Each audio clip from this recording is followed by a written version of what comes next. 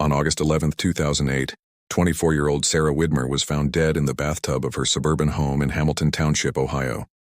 Her husband, Ryan Widmer, said he had found her unresponsive and immediately called 911.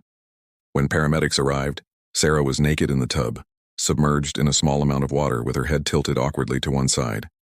At first glance, it looked like a tragic accident. Ryan told investigators that Sarah had fallen asleep in the bathtub, something she often did, and drowned. But as detectives began to piece the scene together, they noticed some troubling inconsistencies. The bathroom was mostly dry. Investigators thought it strange that someone had just drowned in a full bathtub, yet there was hardly any water on the floor, towels, or surrounding area. Officers also found no signs of a struggle, no prescription drugs in Sarah's system, and no evidence she had suffered from any illness that could have caused her to pass out. Ryan's behavior during questioning raised red flags.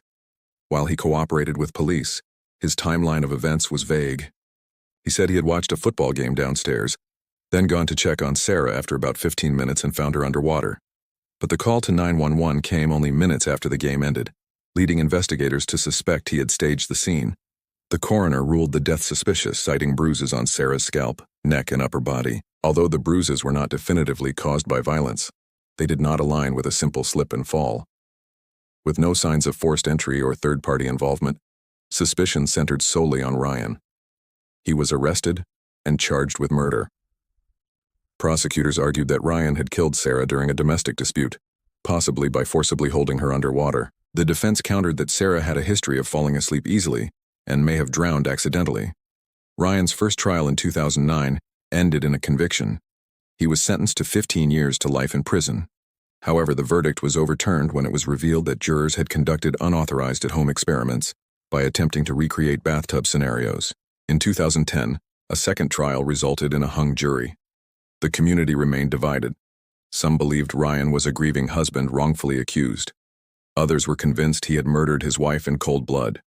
In 2011, during the third trial, prosecutors emphasized the physical evidence and Ryan's inconsistent statements. The defense again pointed to the lack of clear motive and physical signs of a violent attack. Ultimately, the jury returned a guilty verdict. Ryan was again sentenced to 15 years to life.